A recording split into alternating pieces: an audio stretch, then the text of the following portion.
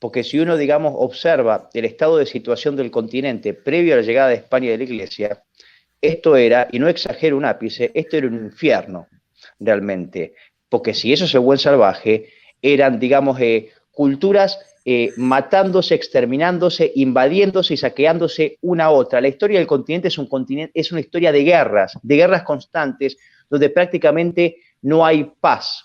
De nuevo estamos aquí, señores, con la intención de traerles contenido contracultural principalmente.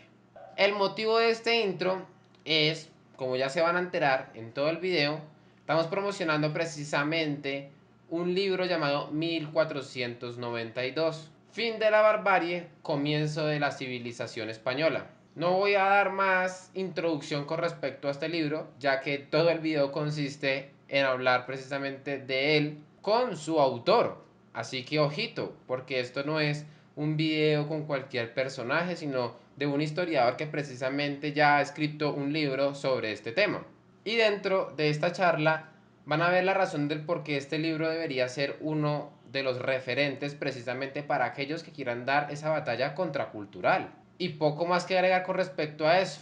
En el primer comentario voy a estar dejando el link en donde pueden ir aquellas personas que estén interesadas en adquirir este libro, darle clic y esto los va a redireccionar al WhatsApp Business de nosotros. Y allí les darán todas las indicaciones del costo, la entrega de este libro. Y poco más que agregar, señores. Recuerden que pueden apoyar también este canal directamente por Patreon y recibir muchos beneficios, como pertenecer a un grupo privado de WhatsApp, aparecer en créditos al final de cada uno de nuestros videos, etcétera, etcétera, etcétera. Así que igual, como ya les mencioné, pueden apoyar este canal y esta iniciativa precisamente apoyándonos a través de Patreon, porque no recibimos dinero ni financiación por parte de ningún partido político y de ninguna institución. Entonces, igual cuando eso llegue a suceder, ojalá Dios quiera sea pronto, se los voy a comunicar a cada uno de ustedes y principalmente a los Patreons. Pero bueno, no me enrollo más, que arranque el video. Iniciar por allí, y es por qué escribir un libro sobre este tema, por qué dar esa batalla en contra de la leyenda negra antiespañola, por qué dar escribir un libro pues con el tema este de la hispanidad. Mira, Santiago, yo creo que es un tema que sigue vigente, porque hay temas históricos. La gente cree, yo siempre repito lo mismo, la historia tiene una importancia fundamental en esta batalla cultural, porque no son temas caducos, obsoletos, no, sigue teniendo vigencia y sigue teniendo una instrumentalización ideológica, política, este tipo de cuestiones, porque esto apunta, como digo siempre, a, digamos, a querernos sacar nuestra identidad, a querernos hacer sentir rechazo hacia nuestra propia identidad, nuestra identidad hispana, que es lo que nos une a vos, Santiago, a mí y a todos los pueblos americanos, esta España que ha traído, digamos, un sinfín de beneficios materiales y espirituales, especialmente a Cristo, yo por lo menos como católico cristiano. Entonces yo creo que son temas que siguen teniendo vigencia porque especialmente en América y específicamente el marxismo, el progresismo en general, que tiene una estrategia para cada continente y que para cada país es distinta, bueno, entonces lo que machaca con lo que machaca aquí en el continente para criminalizar todo lo que venga de Occidente es justamente la conquista de América, al mismo tiempo que idealiza el pasado prehispánico que digamos, no tiene nada de ideal, como veremos seguidamente. Entonces, bueno, me pareció que era importante, digamos, dar batalla en este sentido y no desatender esta cuestión que me parece que es fundamental. Perfecto, perfecto. Una de las cosas que yo considero importantes a la hora de hacer marketing, ya sea en temas de video o en temas, no sé si se podría llamar, en temas de escribir un libro, en temas de escritura, de redactar un libro, no es solamente intentar hablar y exponer lo que es la idea en sí. Yo creo que en este aspecto sería hablar de la hispanidad y de los beneficios de la hispanidad, sino que por el contrario vemos que, por ejemplo, que en su caso, Karl Marx se hace popular y se da a conocer precisamente por criticar el capital, ¿no? Y casi toda su teoría y toda su estructura es criticando el capital, pero muy pocos exponiendo una idea propia, ¿no? Una idea como una solución, una alternativa. Eh, Me parece, y no sé si estoy bien, lo ideal sería en este aspecto también arrancar nosotros desmitificando el enemigo que yo creo que es visible para la mayoría de nosotros, y es ese mito rusoniano del buen indígena, ¿no? De que el indígena es bueno precisamente por su naturaleza, que no importa lo que hicieran en su momento, em, es simplemente bueno por la situación y por su naturaleza, ¿no? Frente a un español que precisamente tiene unos falsos dioses, por llamarlo de alguna forma, y que venía de forma abrupta y de forma violenta a imponernos sus creencias y demás. Sin embargo, me parece, y con el libro 1492, del cual eres autor, identificaste, me parece, de forma correcta, em, ese enemigo en común que tenemos, ese mito, y empezar a darle duro como en realidad se debería hacer. Cuéntanos, cómo podemos abordar precisamente de forma correcta esa lucha en contra de ese enemigo en común. Mira, esta, como bien lo dijiste, es una mitología esta del buen salvaje, porque si uno, digamos, observa el estado de situación del continente previo a la llegada de España y de la Iglesia, esto era, y no exagero un ápice, esto era un infierno, realmente. Porque si eso es el buen salvaje, eran, digamos, culturas matándose, exterminándose, invadiéndose y saqueándose una a otra. La historia del continente es una historia de guerras constantes, donde prácticamente no hay paz.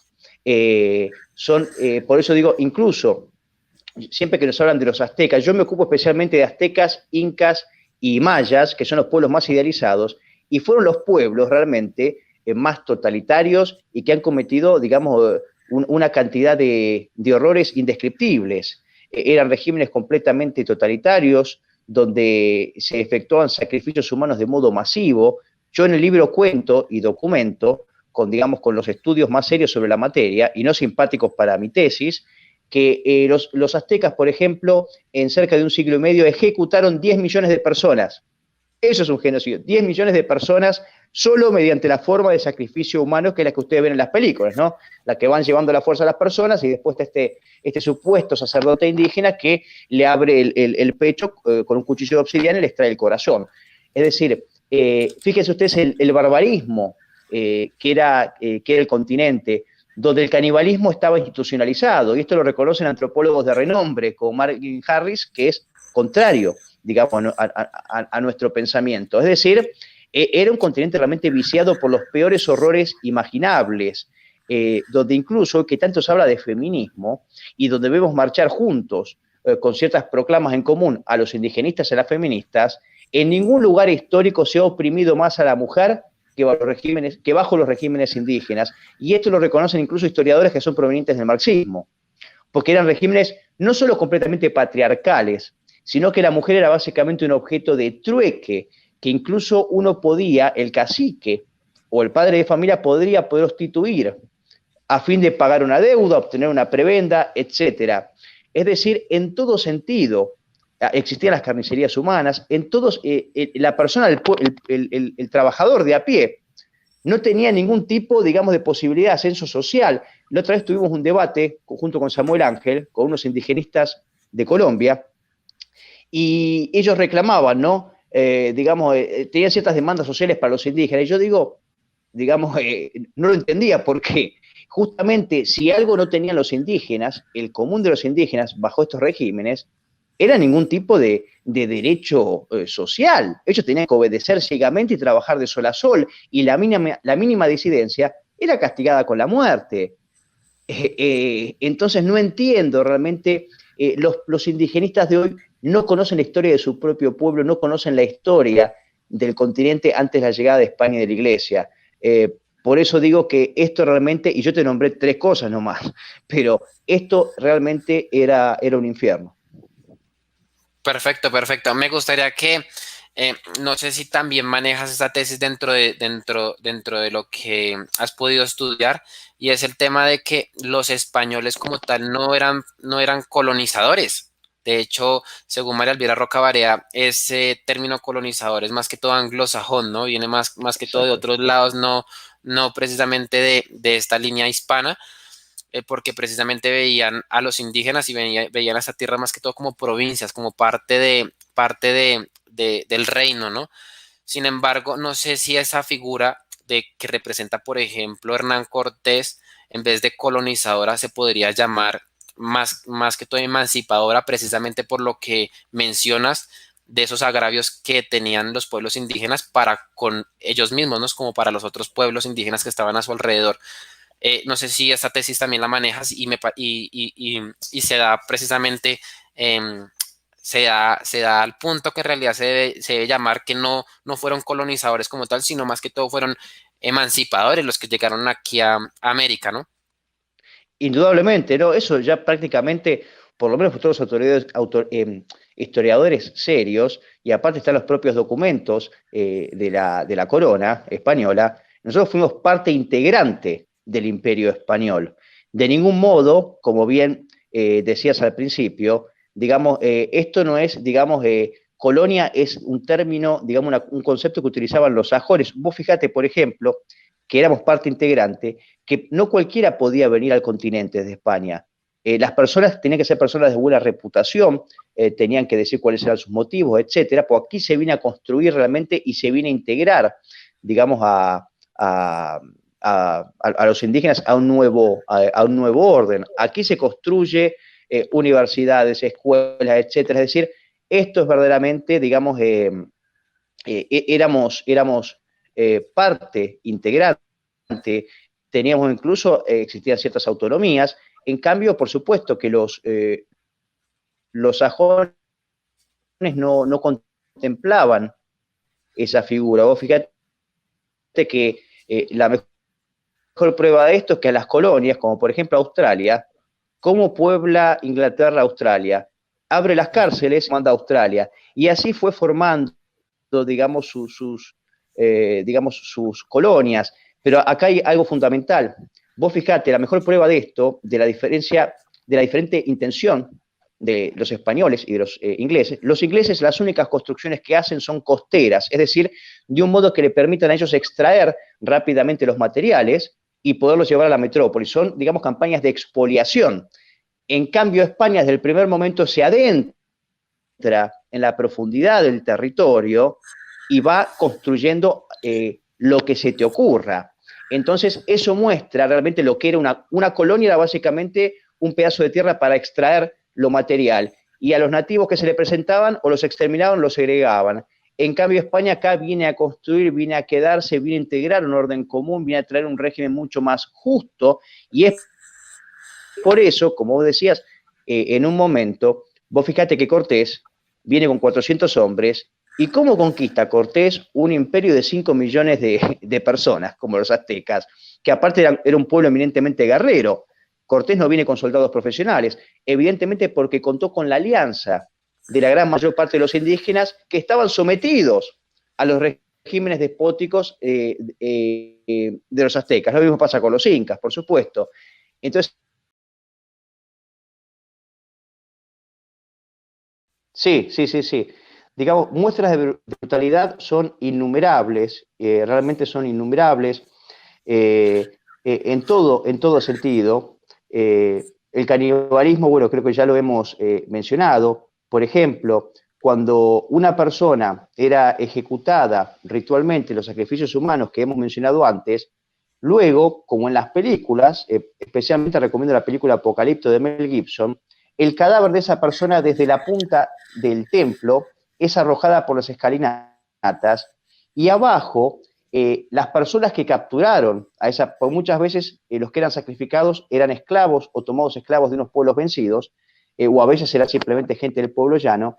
Entonces las personas que digamos, que habían sido sus captores o que lo habían entregado para sacrificarlo, una vez que caía el cuerpo, enseguida se lo llevaban para comerlo, porque si no se lo birlaban otras personas, porque la carne humana era considerada un manjar por muchas de estas culturas, y algunas creían incluso que tenía poderes, digamos, sobrenaturales, especialmente carne del niño. Por eso muchas veces en los sacrificios humanos, esto fue especialmente cierto con en los mayas, pero por ejemplo el padre Sahagún, que vivió con esas culturas y luego pudo escribir sus voluminosos tomos en base a las, digamos, charlas que fue teniendo con los caciques, que le fueron contando la historia. Había un calendario, por ejemplo, de sacrificios humanos. Cada mes se sacrificaba, digamos, en honor a una deidad distinta, pero esa deidad, dependiendo cuál fuere, exigía, digamos, una que fueran niños, porque creían que tenían un poder superior, que agradaba más al dios. Otros sacrificios eran exclusivamente de mujeres, en otro no importaba y se metía. Es decir, pero también tenemos cuestiones, por ejemplo, en este sentido, bueno, la zoofilia, es decir, la cópula con animales, en muchas culturas, no en todas, era, digamos, era común. Un elemento que fue común a casi todas las culturas, especialmente las grandes culturas y especialmente aquellas ubicadas al norte del continente, que hoy son los Estados Unidos de América, era la pedofilia, porque consideraban los indígenas que un elemento, digamos que el sexo era un elemento formativo en los niños, que evidentemente para llegar luego a su adolescencia y a su adultez tenían que pasar por ese tipo de experiencias. Por eso es común ver que esto incluso etnólogos como von Hagen y muchos otros que fueron, digamos, y recorrieron estas áreas, ven cómo actualmente incluso muchas veces no hay chicas vírgenes de 13 años o de 12 años. Y entonces, bueno, vemos cómo es muy común este tipo, digamos, de acceso carnal con los chicos, forzado. El propio de las casas, que es un detractor de la empresa española, que es utilizado mucho por los sajones y por los enemigos de Occidente, el propio de las casas, él dice que muchos de estos que muchos de los indígenas estaban dados no solo a la pedofilia, sino incluso al vicio de la homosexualidad. Si bien la homosexualidad, en general, en las culturas más centralizadas, existía, por ejemplo, entre los aztecas y tribus anteriores a ellos, culturas anteriores, se castigaba severamente la homosexualidad, con la muerte, por supuesto, y se hacía una distinción entre el homosexual pasivo y el homosexual activo. El pasivo era, previamente a su ejecución, era torturado, le eran infligidas una serie de torturas. Pero es curioso ver que incluso a los que blasfemaran también eran ejecutados, porque hoy vemos que los indigenistas actuales son antirreligiosos, anticristianos e incluso van y queman templos e iglesias. Bueno, si hubieran vivido en esos tiempos, si ellos hubieran blasfemado, hubieran sido ejecutados por el régimen de turno. Es decir, existen una serie de incoherencias en el relato del indigenismo actual que, por supuesto, ese relato no tiene nada que ver con lo que efectivamente fueron esas culturas. Eh, por ejemplo, existía una desproporción muy grande entre el castigo, entre el delito cometido y el castigo. Si vos vestías algún ornamento, alguna prenda más propia de una clase superior, o robabas una espiga de maíz, eras ejecutado directamente. Es decir, hay una brutalidad muy grande en todos los estamentos y la verdad es que me acordé de pocas cosas, pero me parece que esto ya va configurando, ¿no? Un poco, o va confirmando un poco esto que yo decía al principio, que era realmente un infierno.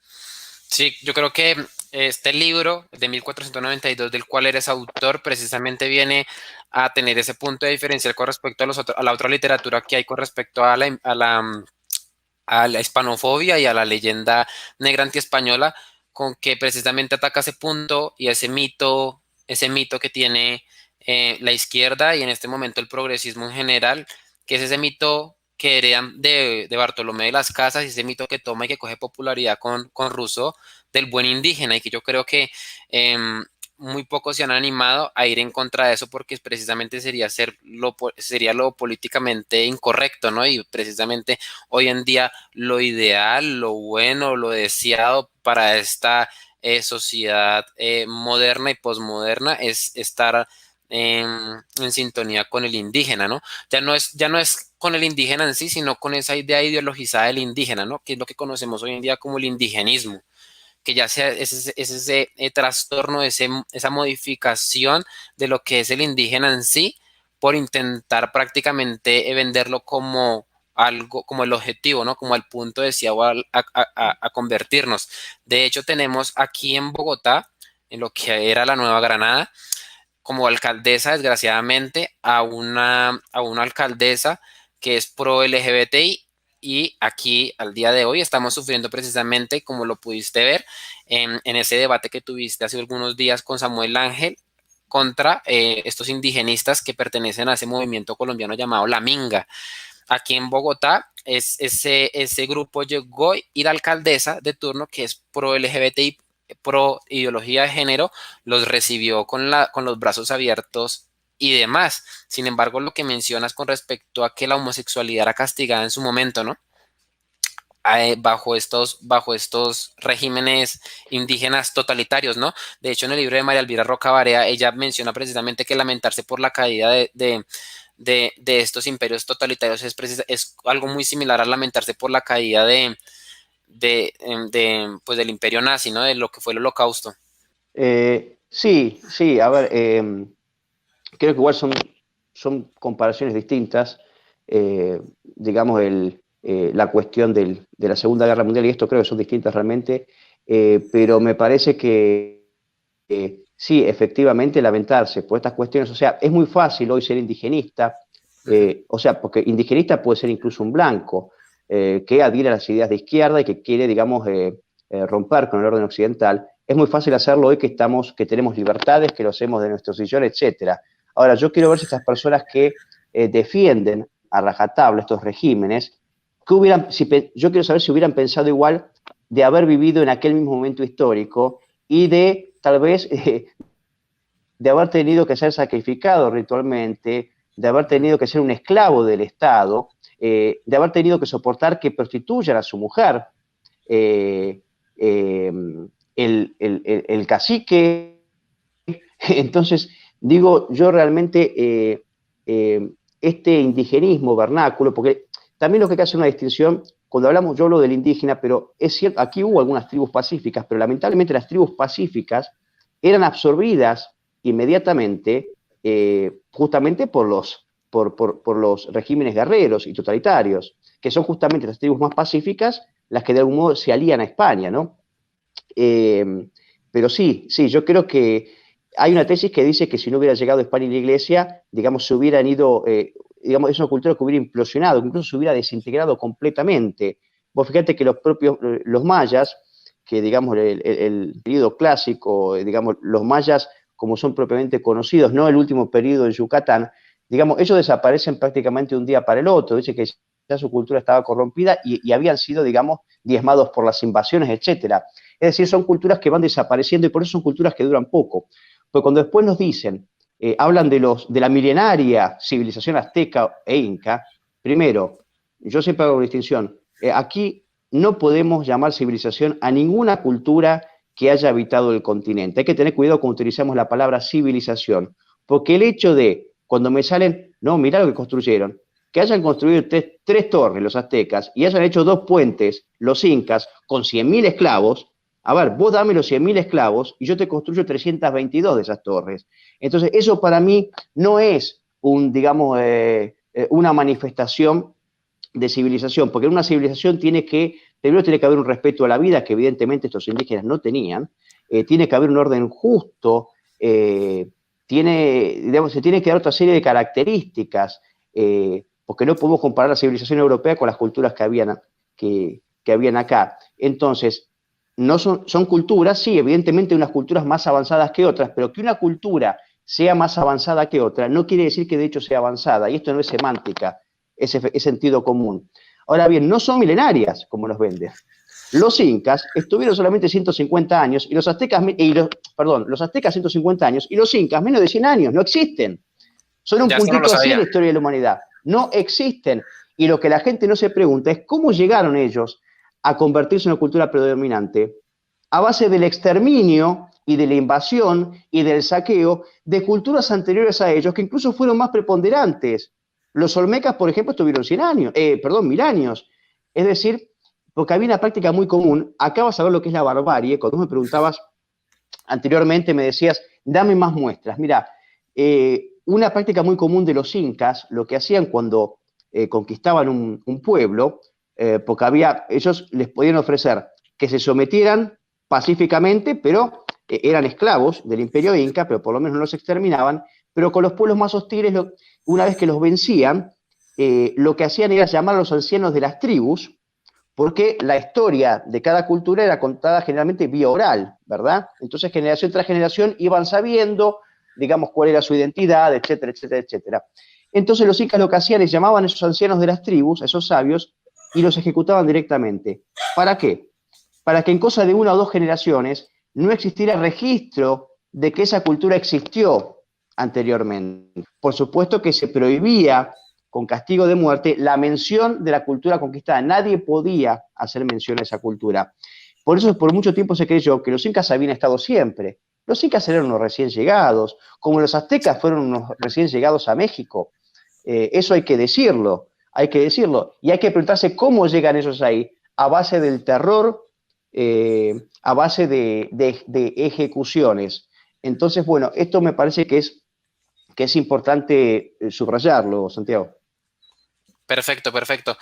Me gustaría que, de ser posible, puedas también subrayar el caso de indígenas o de culturas que decidían aliarse con estos conquistadores, y como ya lo mencioné, lo coloco mucho entre comillas esa palabra de conquistadores españoles, precisamente porque tenían ese enemigo en común, ¿no? Ese enemigo totalitario que era, en el caso de Tenochtitlán, pues al Imperio Azteca.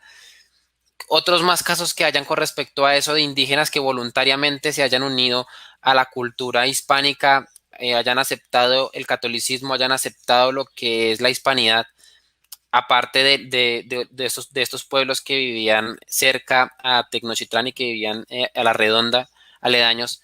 Hay más ejemplos, y eso precisamente, ¿cómo podría esto responder también si sucedió en otros lados de América?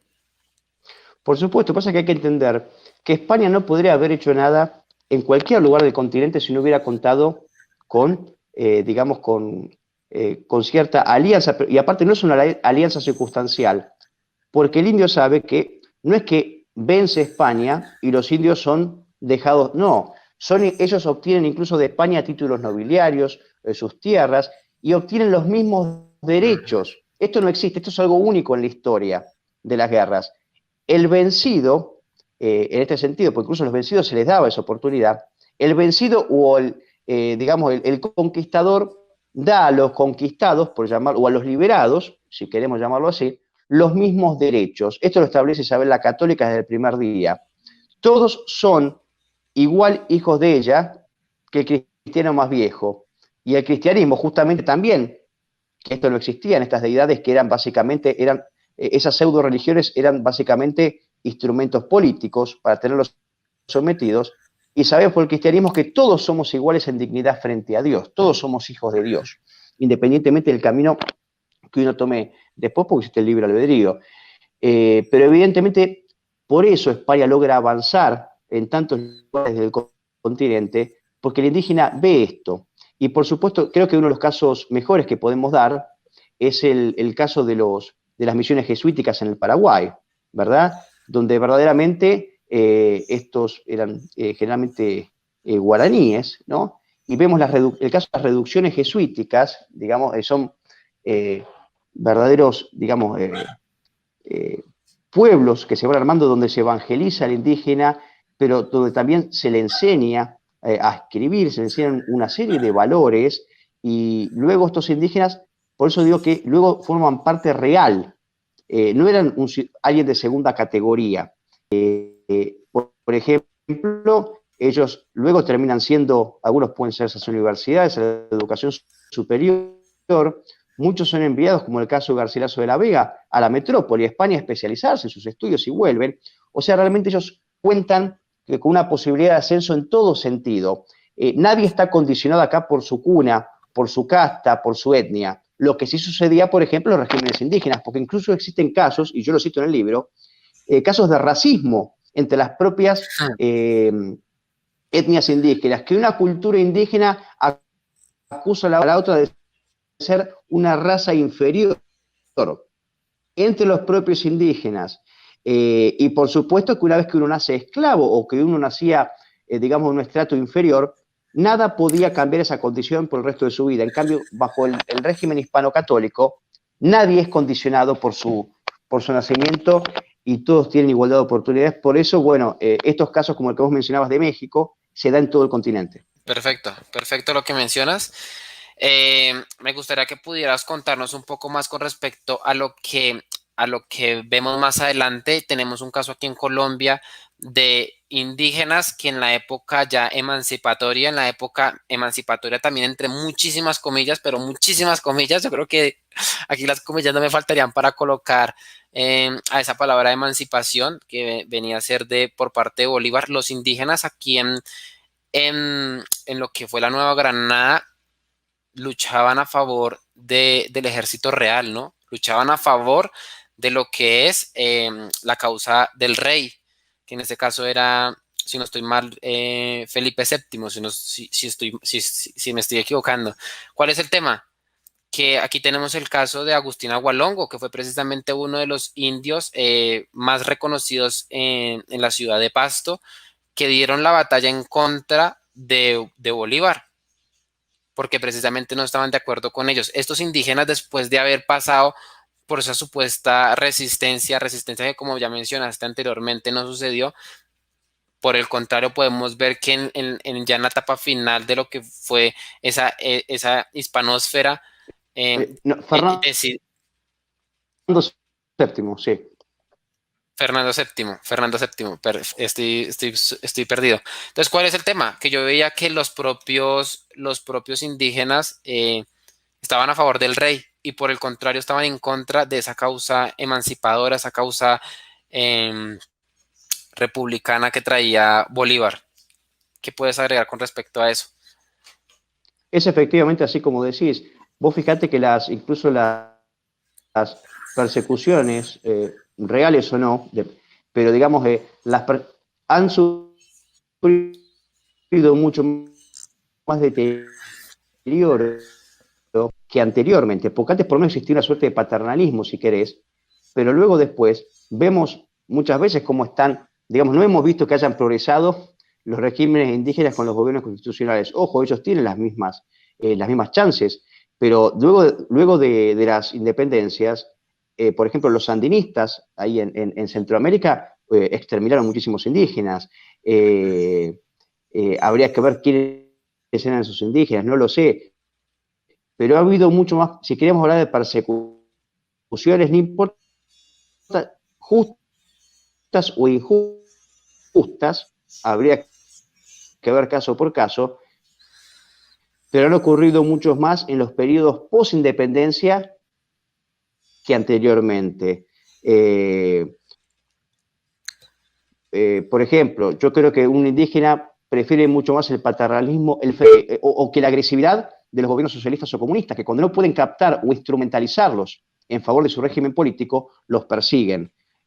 Por eso siempre digo que ellos básicamente son agentes del marxismo que se arrogan cierta representatividad, pero que de hecho no la tienen. Ya, excelente, excelente. Hay una pregunta de las personas que nos escribían en el chat que nos decía precisamente Adrián Rodríguez sobre el tema de la espada y la cruz, pero yo creo que aquí le podríamos, y no sé si tú también tengas algo que responder con respecto a la espada y la cruz, yo creo que hace referencia precisamente a que esa evangelización en Hispanoamérica a estos indígenas supuestamente vino a ser violenta, ¿no? Cosa que precisamente podía ser desmentida ya como lo mencionaste con Fray Bartolomé de las Casas, ¿no? Que fue uno de los que denunció precisamente estos abusos que podían darse al margen de la ley, ¿no? Porque en la ley pues ya estaba reconocido precisamente que los indígenas eran hombres libres, eran personas libres, dueños de sus propiedades, de sus fincas y haciendas desde las leyes de Burgos, ¿no? Redactadas por Isabel la Católica y por su esposo Fernando el Católico. Entonces, no sé qué tengas que responder con respecto a esa evangelización que vino por respecto aquí a América por parte de los cristianos, por parte de los católicos, si es que en realidad fue violenta o no fue violenta. Mira, no, esto es parte de una mitología que existe en torno a la materia. Está probado que la mayor parte si queremos, de las conquistas, yo siempre hablo de liberación antes que de conquista, pero se han dado por medio diplomático, o sea, en general, siempre había una persona, porque se aprendió muy rápido la lengua, siempre se llegaba a un acuerdo, por lo general. Por eso se dice que la mayor parte de los conflictos se resolvieron por vía diplomática. Aplicaba muchísimo la diplomacia España. Por supuesto que cuando eran regímenes totalitarios como los aztecas, evidentemente ellos querían seguir conservando el poder y seguir, digamos, sometiendo a otros pueblos. Porque cuando llegue a España, dice, no, pará, si llega a España, entonces no los voy a poder someter más. Pero en general siempre se tendió a la vía diplomática. El tema de la, digamos, de la fuerza, bueno, hay que ver en realidad en qué caso particular. Tenemos que entender que estamos hablando del siglo XV, siglo XVI. Digamos, la historia de la humanidad es una historia de conquistas, ¿verdad? Pero la diferencia de España es que lo hace, digamos, yo creo que España en este sentido es una completa innovadora, incluso del derecho internacional, de los derechos a los vencidos, etcétera, y obra verdaderamente de un modo cristiano, cosas que no hacían los sajones más allá de ser nominalmente cristianos, porque bueno, eran católicos. El católico es una cosa completamente distinta, por lo menos el católico se ha manejado de un modo muy distinto al puritano sajón, en este caso. Entonces, lo de la espada y la cruz, no, más bien fue por vía diplomática, y si España tiene que presentar batalla, lo hace principalmente animado por las tribus indígenas que le piden, por favor, que los liberen. Así que yo creo que realmente fue así. Por supuesto que hubo abusos, los debe haber habido seguramente, porque siempre repito lo mismo, vinieron al continente seres humanos, no extraterrestres. O sea, cada persona con sus defectos, pero digamos, que hubo algún encomendero que pueda haber abusado de los indígenas, probablemente haya sido así. Pero hay que entender primero que fue la excepción y no la norma. Y en segundo término, que cuando eso llegaba a oídos del gobernador o a oídos, digamos, ni hablar de la reina, ese encomendero, hay muchísimos casos de encomenderos castigados severamente por haber maltratado y por haber desoído las leyes reales. Porque, a ver, si alguien comete un delito, digamos, la responsabilidad está sobre la persona que comete el delito, porque hay ciertas leyes. Entonces, de ningún modo se puede culpar a España o a la Iglesia porque puede haber habido algún desobediente, de verdad. Más que eso no podía hacer España y la Iglesia. Castigar cuando llegaba a oídos de ellos, eso. Y la mejor prueba de esto, fíjate vos, que la conquista, esto es algo único en la historia, en pleno proceso de conquista, evangelización, tenemos las disputas de Valladolid entre el año 1550 y 1551, donde a raíz de las denuncias de las casas, Carlos V empieza a, digamos, dice, pará, quiero ver si esto es verdad o no es verdad. Entonces él, digamos, llama a especialistas, a teólogos, para ver, él quería estar seguro de que se estuviera actuando cristianamente y de evitar cualquier tipo de abuso por más mínimo que fuere. Entonces, y él para completamente la conquista por un tema de conciencia. Eso no existe en ningún caso de la historia. Una vez que él, digamos, se cerciora de que efectivamente esos eran casos excepcionales y que había, por supuesto, que erradicar, bueno, él recién prosigue la conquista. Es decir, el principal martirizador del alma española y católica es la conciencia, que está en todo momento. Hasta el español, si querés más iletrado, tiene un sentido del deber, tiene un sentido de trascendencia. Por eso, aquí, gracias a Dios, tenemos que agradecer que vino España y que España haya sido la que te haya traído la Iglesia Católica. Si hubieran sido los ingleses, por lo menos para los indígenas hubiera sido muy distinto. Perfecto, perfecto. Ahora bien, ya aclarado todo este tipo de cosas, de que evidentemente no hubo un genocidio por parte de los españoles aquí, porque si no hubiera habido un genocidio, precisamente no hubiéramos estado hablando de indígenas, ni tampoco esclavitud por parte de los indígenas, porque sí, como mencionaste, habían encomenderos que eran juzgados precisamente por la corona. No puede usted juzgar precisamente al dueño de un esclavo por lo que comete con un esclavo. Eso sería prácticamente que ilógico. Evidentemente se juzgaba al encomendero porque precisamente la persona que tenía a cargo era una persona libre, era una persona que era sujeta de derechos, ¿no? Que es precisamente lo que ya mencionaste, o sea, precisamente viene a desmitificar eso supuestamente de que que en general hubo una especie de explotación sistemática por parte de los indígenas, que hubo un genocidio así, una especie de caza de brujas con respecto a los indígenas de forma sistemática, cosa que evidentemente no es así. Pero ahora bien, ya que esto está demostrado y que está allí, que las personas pueden revisar con respecto a eso, pueden revisar de que los propios indígenas tenían y hacían una completa brutalidad con sus semejantes y de pueblos vecinos y demás. ¿En qué momento esa historia se cuenta al revés o se cuenta de forma diferente? Se cuenta de tal forma que beneficie a, a, a los reinos y a las naciones extranjeras de otros lados. ¿En qué momento eso pasa de ser la realidad y se convierte precisamente en ese mito que hoy conocemos hoy en día como la leyenda negra? Mira, nace justamente, es bastante coetáneo al comienzo de la empresa española, en aquel mismo momento histórico. Entendemos que por leyenda negra, en general se entiende un relato infundado para poder, digamos, criminalizar, ¿no?, a un enemigo. Hay que entender el contexto histórico. En ese momento, España era básicamente la reina del orbe, ¿no?, del mundo. Pero los ingleses se encontraban disputando el dominio territorial de España. Y al mismo tiempo, comenzado el siglo XV, los protestantes empiezan, digamos, a declarar una guerra a la Iglesia Católica, y los protestantes querían disputar a la Iglesia el dominio espiritual. Entonces, tanto sajones como protestantes empiezan a hacer una guerra de propaganda. Digamos, es la primera gran guerra de propaganda conocida, es la que hace en el siglo XV, siglo XVI, los protestantes y los ingleses contra la España católica, justamente para ir, digamos, criminalizando al enemigo. Esto se puede hacer gracias a que a finales del siglo XV ya está operando, digamos, ya existe, ya se inventa la imprenta al modo Gutenberg, es decir, donde se podían, digamos, imprimir, editar panfletos a un bajo costo, mucha cantidad.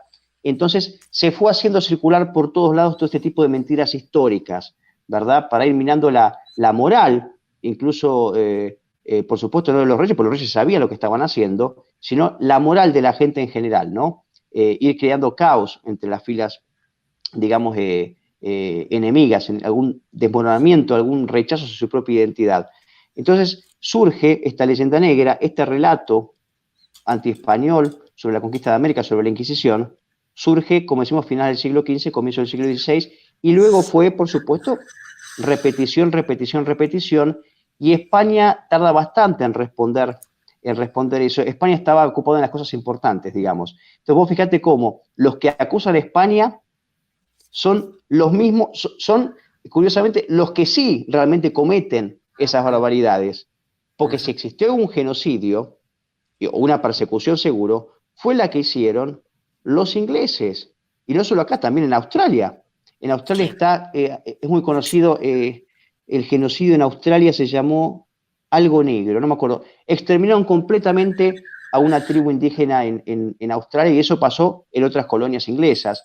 Es decir, lo que ellos hacían, las barbaridades que ellos cometían, se las endilgaban al enemigo. Esto fue algo propio siempre, digamos, de los ingleses históricamente, ¿no? Pero ahí comienza la leyenda negra.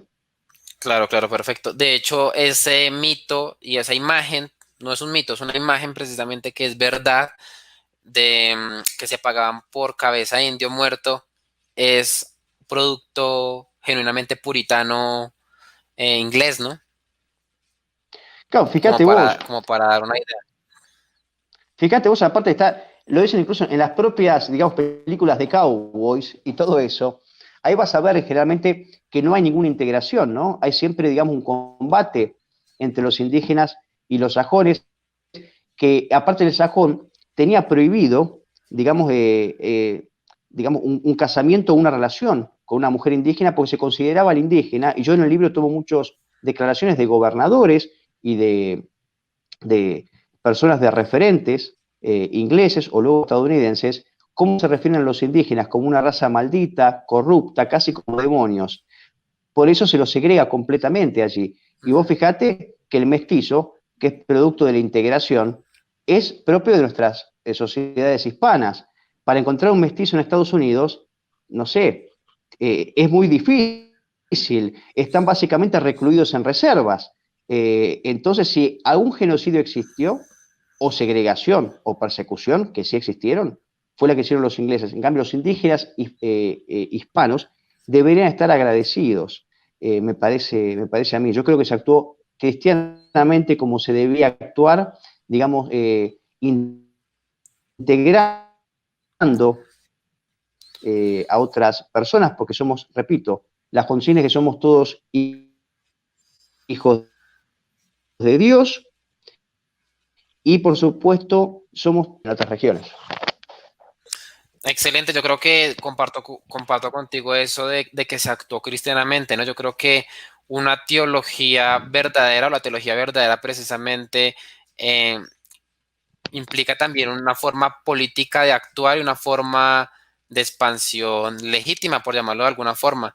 De hecho, yo creo que por el contrario tenemos el ejemplo de una teología precisamente mala, una teología errónea, precisamente da como resultado una política imperialista, pero no creadora, sino por el contrario destructiva, ¿no? Que en vez de crear algo a través de, por ejemplo, el mestizaje, como sucedió aquí bajo la corona española, en ese aspecto allá sí aquí acabaron con todo, ¿no? Es una lástima porque ese tipo de cosas aquí en España, aquí en lo que fue las coronas, las provincias de España, aquí en América, sí que se preservaron, ¿no? De hecho, eso de que supuestamente se intentara estudiar el lenguaje nativo, el lenguaje indígena de cada una de estas poblaciones y de estas culturas, es algo nunca antes visto, ¿no? Es algo que precisamente nace de esa necesidad por no solamente identificar que la persona es indígena, esa persona que está enfrente, eh, tiene un valor objetivo, un valor intrínseco de su ser y de su dignidad, sino que también lo que han podido crear precisamente se intenta conservar, ¿no? Algo que precisamente se pudo haber desechado, ¿no? Y haber pasado de eso.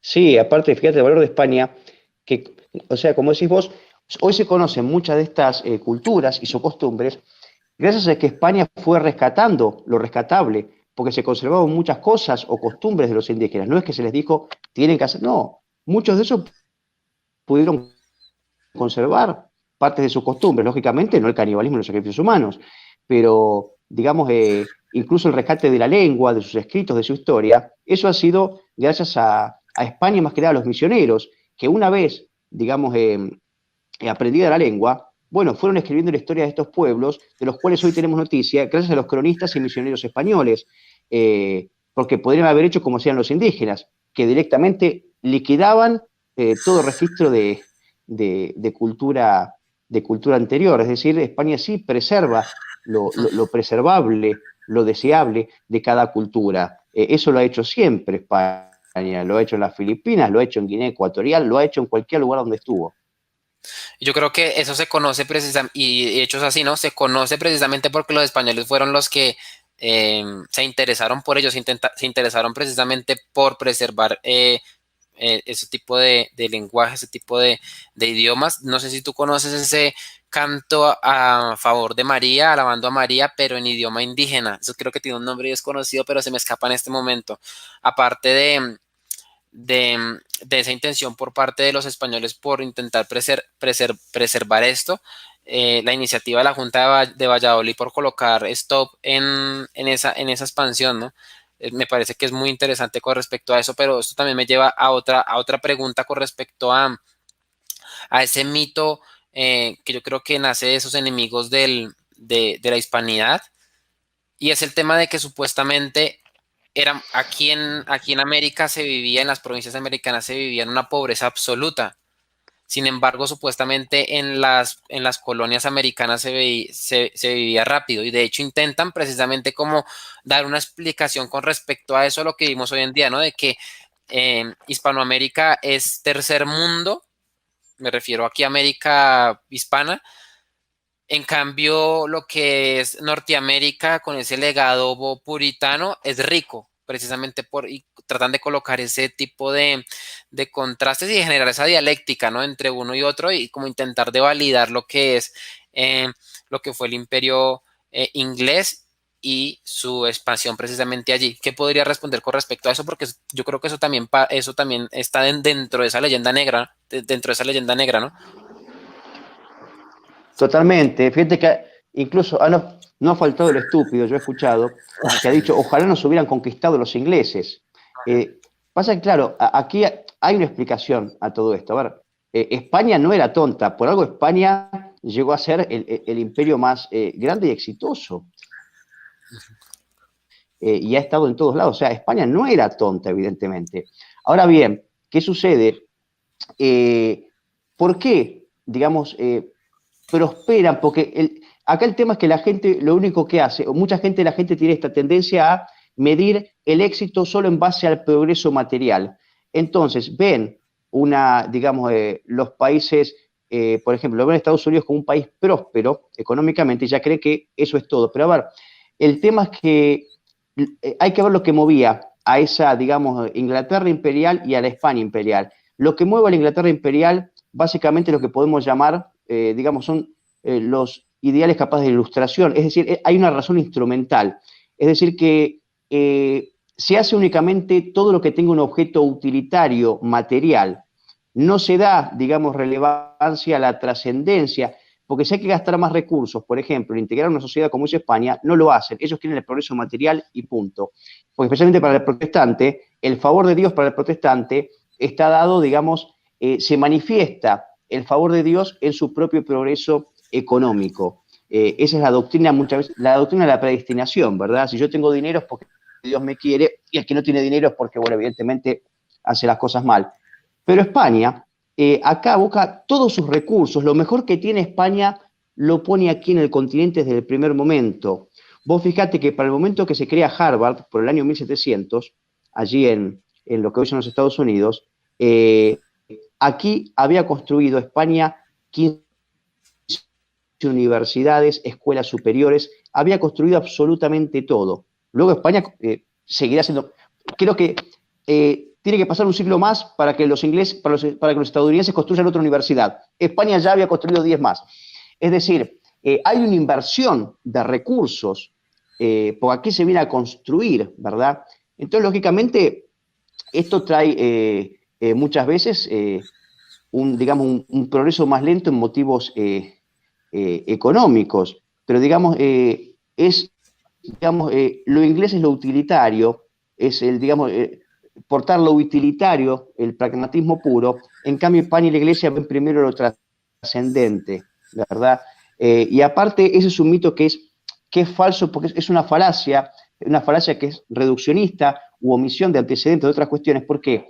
Porque no todas las colonias inglesas fueron así. Ujú.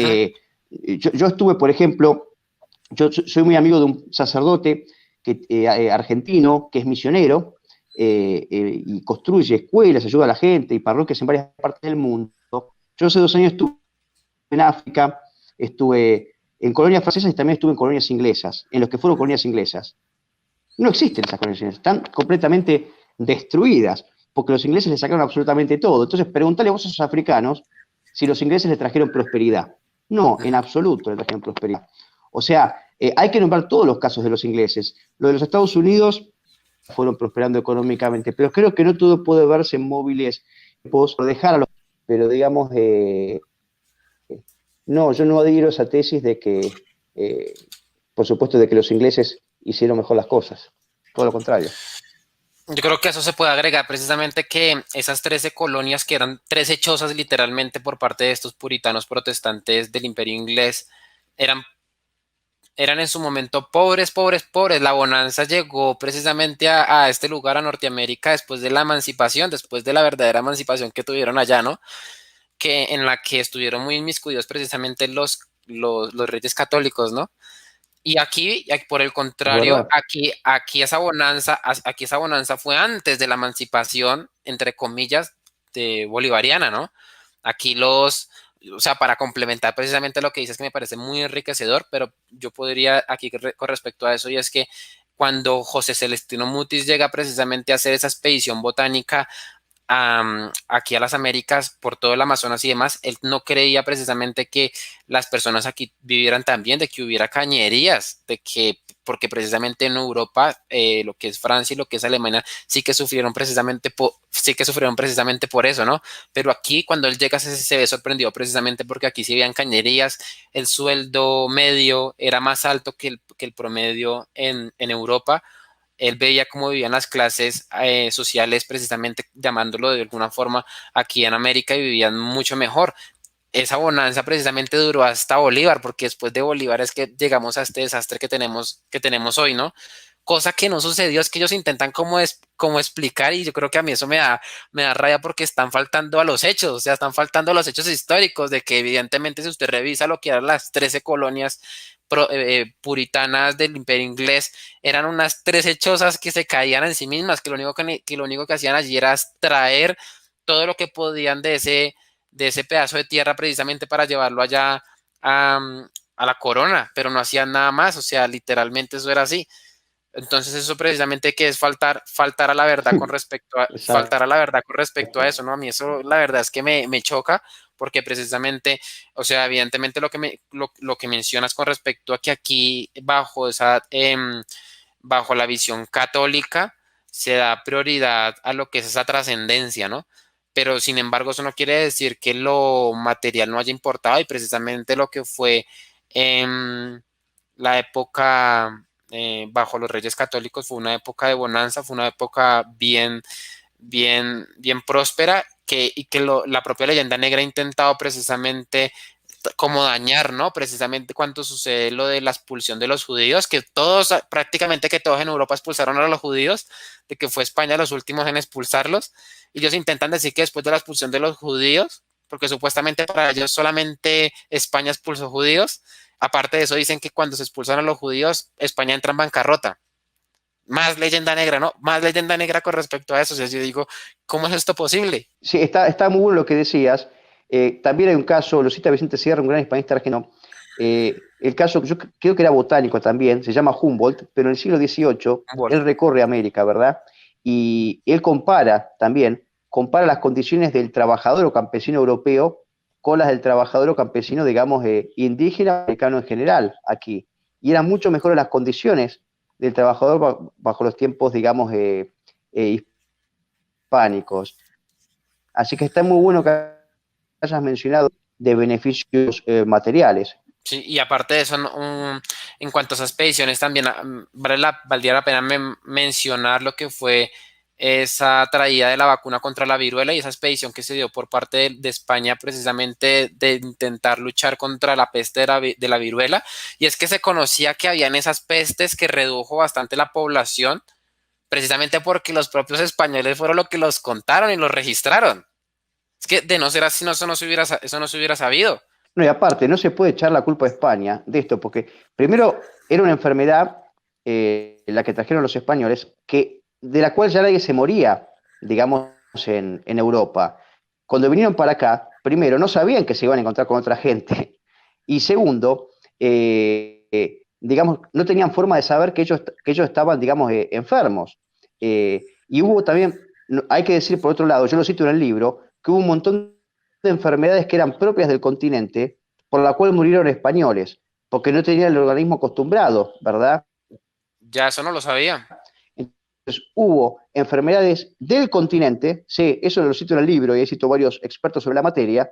Entonces hubo muchos, los misioneros que cuidaban a las personas enfermas, etcétera, morían con el contacto por el indígena por unas enfermedades, digamos, nuevas. Tiene un nombre muy específico que yo cito en el trabajo. Pero por supuesto que no se puede culpar a España digamos, es como culpar, no sé, a los franceses, el famoso mal francés, como llaman ¿cómo llama esta enfermedad que se da por vía sexual? Que no me acuerdo cuál es, muy conocida. No, Bueno, pero yo, no me la acuerdo. Una peste por la cual murió un tercio de la gente básicamente en Europa, y es como culpar a los franceses de eso, digamos, si es que fueron efectivamente los franceses. Lo que quiero decir es que, digamos, aquí por supuesto trajo la vacuna y se intentó hacer siempre lo mejor y siempre se cuidó al indígena, a todo americano, porque éramos todos iguales en ese sentido. se trabajó de forma cristiana, como lo mencionas. Me parece que das en el punto con respecto a eso. Ahora bien, ya para intentar finalizar con el directo, me gustaría que mencionaras cuál crees que sea la mejor forma de poder luchar en contra de esa leyenda negra antiespañola. ¿Cuál crees tú que sea la forma correcta? Teniendo en cuenta que esa gente tiene infiltrado colegios, allí están los profesores enseñando ese tipo de cosas. ¿Cómo crees que sea la mejor forma de luchar en contra de esa propaganda? Porque es que desde Gutenberg, como desde la imprenta de Gutenberg, esa gente ha sido muy buena para la propaganda. Lastimosamente los católicos y el reino, los hispanoamericanos no. pero ¿crees que eso se podría revertir? ¿Cómo podríamos dar esa lucha? Mira, va a sonar tonto lo que te voy a decir, pero lo primero que hay que hacer es hablar y decir, porque hay mucha gente que sabe estas cosas que hablamos vos y yo, pero tiene temor a la condena social. Entonces evita decir este tipo de cuestiones, incluso en los ámbitos familiares, ¿no? Hay que tener el coraje para decir, porque aparte tenemos argumentos, ¿verdad? Hay que decir la verdad y más que nada, lo que tenemos que hacer, primero que tenemos que entender todos los países americanos, que la cuestión de la hispanidad o defender nuestra herencia hispana no es defender exclusivamente España, es defender nuestra propia identidad. Entonces, si ellos nos sacan, si ellos criminalizan todo lo que viene, digamos, de Occidente, que nosotros somos eso, nos dejan sin nada realmente. Entonces, no hay nada peor, aparte sabido, esto históricamente fue así, digamos, un pueblo sin identidad es un pueblo que es fácilmente cooptable, digamos, por el enemigo o por culturas, digamos, contrarias en ese sentido. Entonces creo que es parte de defender nuestra identidad, pero lo que sí tenemos que hacer, uno no tiene que leer 500 libros, pero por lo menos sobre cuestiones específicas que sabemos que hay un ataque, tenemos que estudiar, tenemos una responsabilidad como hispanos, como católicos, como hombre de bien, incluso si uno no es católico, no es cristiano, pero hay mucha gente que tiene cierto sentido común y defiende, digamos, la civilización occidental y todo lo que ha traído. Entonces hay una responsabilidad de, por lo menos, digamos, estudiar, aunque sean las cuestiones principales de este tipo de temas, y no hay que tener miedo al debate, hay que debatir. Más allá de este correctismo político que quieren imponernos, hay que debatir. Hay que debatir y lo que digo, cuando uno dice la verdad, tiene que incluso estar dispuesto a quedarse solo.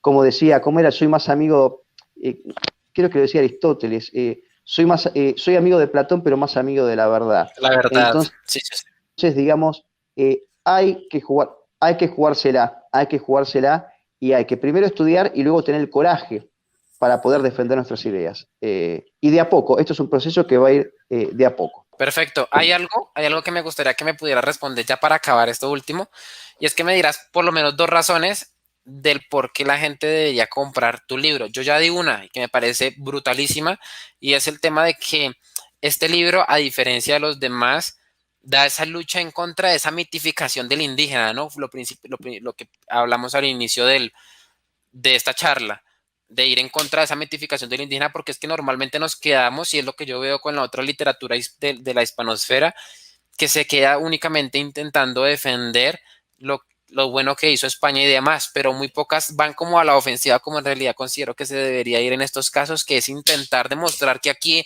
pues se veía precisamente en muchas ocasiones y en varios lados y bajo varias circunstancias, bajo una brutalidad, bajo gobiernos totalitarios. Y me parece que eso es algo a rescatar del por qué la gente debería comprar este libro. Pero si pudieras agregarme otras dos ya para cerrar esta charla, te quedaría agradecido. Mira, sí creo que principalmente, no es porque lo haya escrito yo, pero digo, no existe un libro sobre la materia, digamos, sobre el pasado prehispánico, digamos, que refiera todas las aberraciones y todo el estado de situación real que se vivía en el continente. No hay un libro específico sobre la materia. Yo reuní toda la información posible. Las fuentes es el principal valor de este libro, porque las fuentes no son de los cronistas, o por lo menos no exclusivamente. Son fuentes de etnólogos, antropólogos de renombre, que no tienen nada que ver con nuestro pensamiento. Hay evidencia científica, como la arqueología moderna, es decir, hay una serie de fuentes que son inobjetables, incontestables, y que prueban que esto verdaderamente era un infierno antes de la llegada de España y de la Iglesia. Y este es un libro que se aboca a probar eso. Entonces me parece que el máximo valor está dado en las fuentes, y primero porque es un solo libro, en realidad son dos tomos que en Colombia vienen compendiados en uno solo, está compendiado todo lo que existe sobre la materia, sobre estos regímenes totalitarios, está compendiado en un solo libro. Así que yo creo que ese es me parece que es el principal valor. La temática específica y las fuentes que sustentan esa tesis. Excelente, excelente. Quiero agradecerte por tu tiempo y decirle también a las personas que nos están viendo que se están interesados en adquirir este libro, pueden escribirme a mi Instagram, @thisisilicon, y allí les daré toda la información que se requiere para, pues, para que puedan acceder a él, porque la verdad me parece que es bastante interesante y como les mencioné, es el único que yo veo que va como en realidad a la ofensiva, que no únicamente se queda así de forma defensiva, de forma rezagada, que es lo que yo veo y he identificado en la demás literatura hispanista,